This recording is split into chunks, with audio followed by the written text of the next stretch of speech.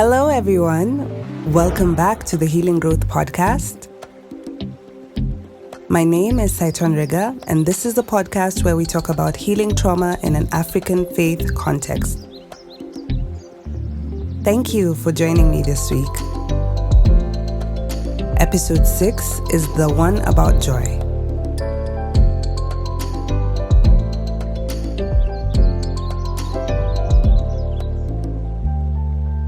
Thank you, people. I missed last week and I had traveled and I had a wonderful restorative break. I hope you had time to catch up with the previous podcasts that you missed. Today's episode is about joy.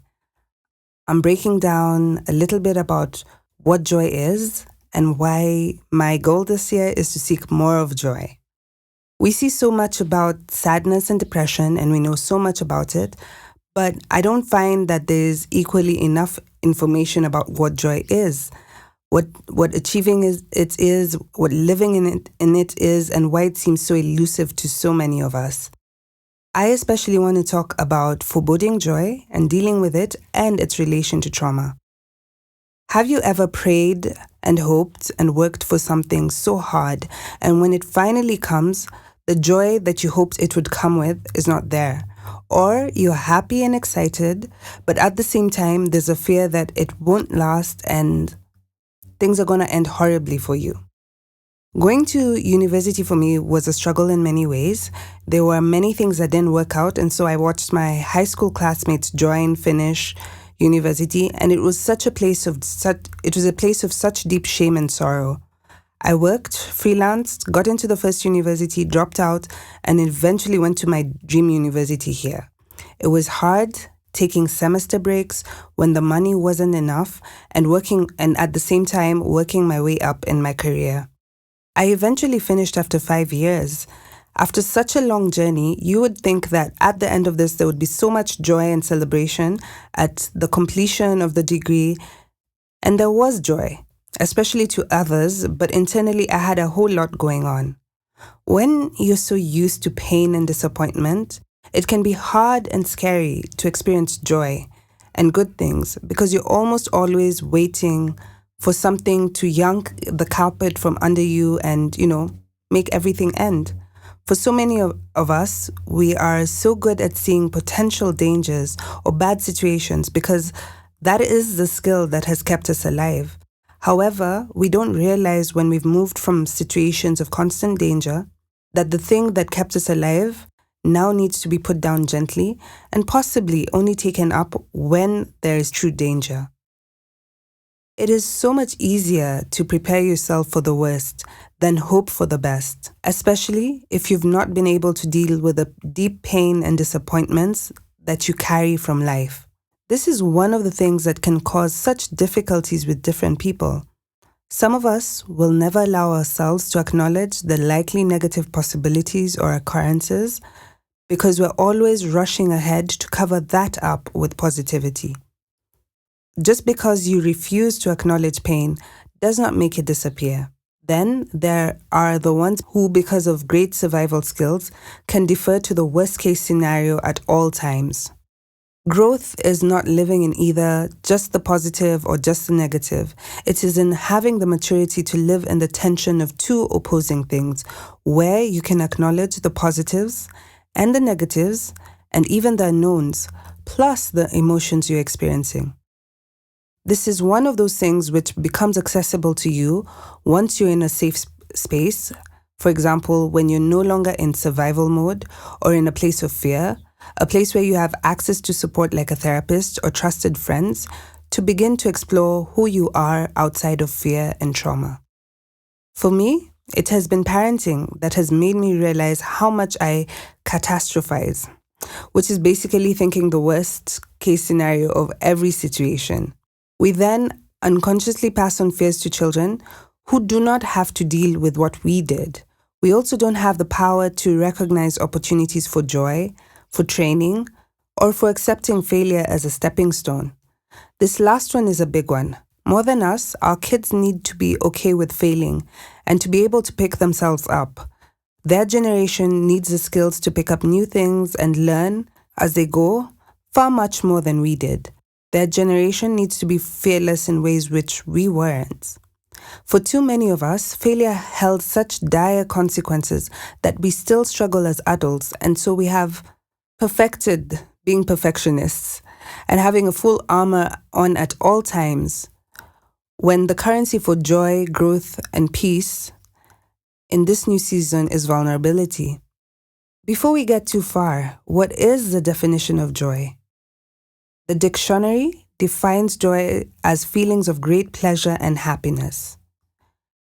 I found this definition of joy from a biblical perspective.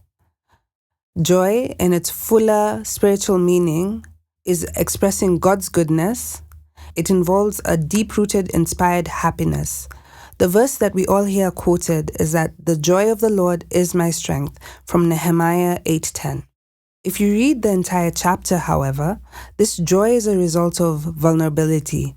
On that same day, they experience sadness, but are told to instead celebrate the sacred day with great joy, eating rich food and sweet drinks, and sharing with those who do not have, because they have heard God's words and understood them.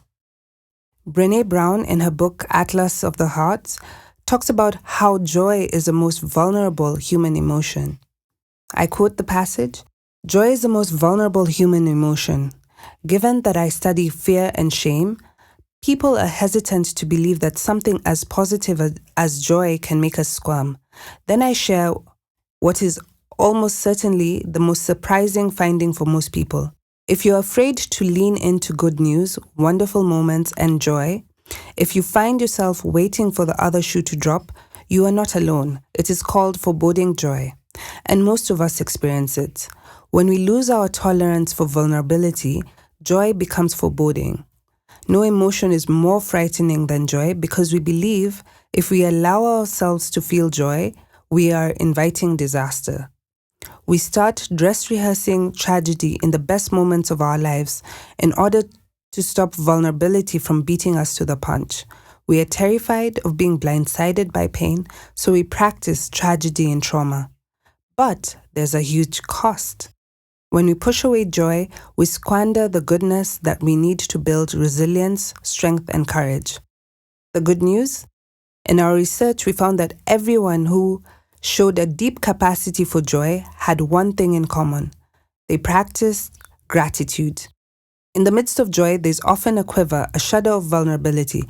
Rather than using that as a warning sign to practice imagining the worst-case scenario, people who lean into joy use the quiver as a reminder to practice gratitude.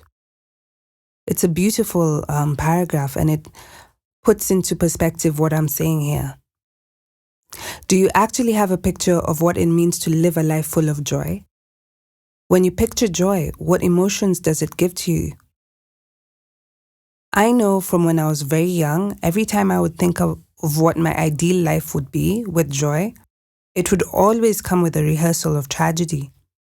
If you think about it, how insidious and evil is that?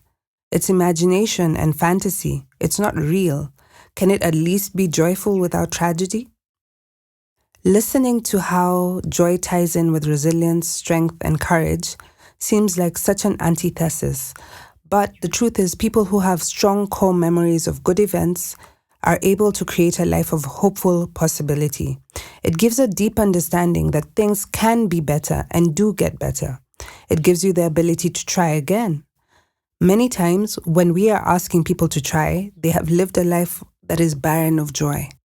We often imitate true joy with our superficial fun experiences around alcohol, events, and narcotics, not realizing that what we're chasing does exist, and it gives us a much better and deeper, more solid core strength to us.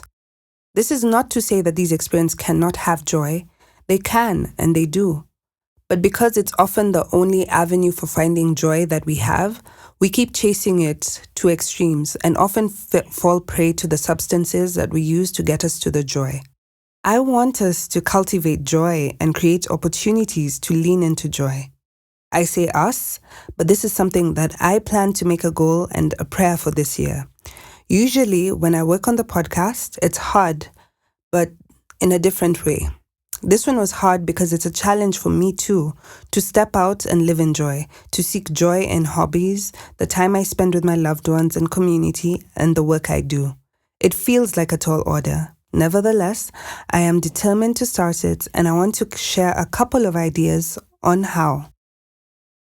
The key to experience joy, number one, I think, is to stop the foreboding thought train. That waiting on the other shoe to drop and ruin it all, the rehearsal of tragedy, and that. Now that you know what it is, catching yourself in the act and actively stopping it is something that you can do, and that will go a long way in ensuring that you slowly end the habit. You can replace the habit with just on the spot thinking about one thing that you're grateful for. Replacing habits is one of the best ways to end a bad one and start a new one. And this is something that I'm planning to start in the new year.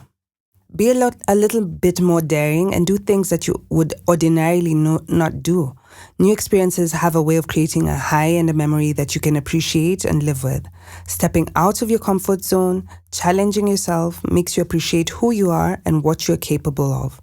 Many times, we're capable of much more than we think we are. And that's always something that creates joy within us. Another thing is a gratefulness jar, both personally or with friends if you can. Every week, write down what you are grateful for. It's an active exercise that teaches your brain to begin to focus on the things to celebrate and the things that bring you joy. We did this for a couple of years on and off with some friends, and in December when we broke open the jar, it felt like a bounty of emotions and joyfulness in tracking our lives. We weren't disciplined with it, and yet we reached such wonderful joy from the memories that it brought. For the more diligent person, a gratefulness journal is something that you can do on the daily. I can see how, for one of my most joyful friends, this gives such vulnerability, resilience, strength, and a lifestyle of joy that I admire. I figure even for parents, this is a skill and a practice worth teaching to your kids as well. Much of our joy comes from the community and the people around us. However, modern day society has made our lives super busy, and unless you actively and intentionally push it up against it, it will swallow you up. Professor John Cacioppo, a loneliness researcher who wrote the book Human Nature and the Need for Social Connections, talks about social poverty. This is feeling lonely, isolated, and lacking in companionship, which is exacerbated by our modern life.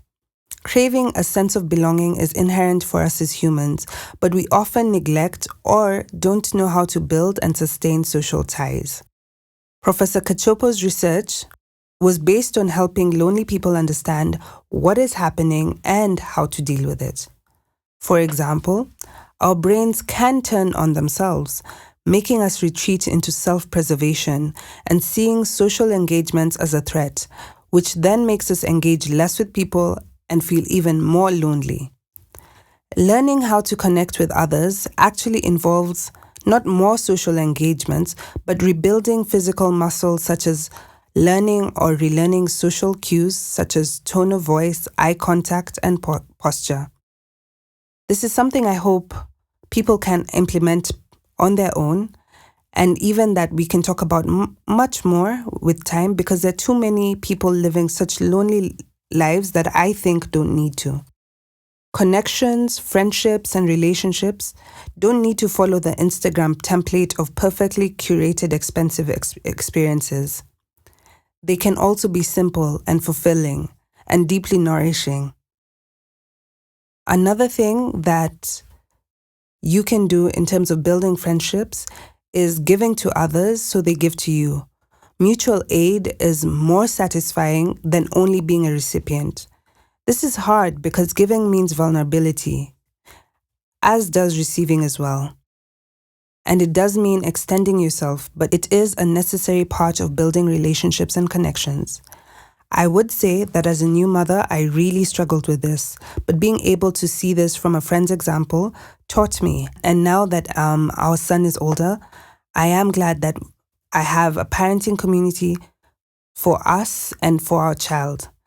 Especially for kids, especially around kids, it is easy to overthink and completely abandon the effort, but it is necessary to do this for yourself and to teach your own child how to do it and afford them the community that they too will need as they grow up. Connecting with others is a key part of experiencing joy, yet too often it is the first thing to fall by the wayside. Granted, finances can be an issue, but reinventing how you connect with others can be key to this. Set specific and periodic friend dates. We often don't get to see the people who fill our cups as often as we should. Book these dates in advance and look forward to them. Make them simple. Even something like a walking date in Karura, where you walk, talk, experience nature, exercise, and connection is something that can deeply fill your cup. Hang out with your friend groups. Do potlucks, which make the food aspect much easier. There are ways to make this creative. You can do other types of hangouts like game nights, spa days, cooking dates, picnics, creative DIY hangouts, or quiz nights. There's honestly so much out there that you can choose to do. It doesn't matter if you've never done this before, just start. Some of these things help you to get to know your friends in a different light, allow people to have fun and get to know each other better, and deeply connect with each other, which is what we all so desperately need. Building a community increases your capacity and opportunity for joy. It builds up a support system and gives you an ease in life. I wish you all the best as you build it up. Thank you for listening to the Healing Growth podcast. You can find us on Instagram as healing.growth and on Facebook as Healing Growth. Please share this podcast with your friends and follow us on Instagram and Facebook. My name is Saiton Riga from Healing Growth. Bye-bye.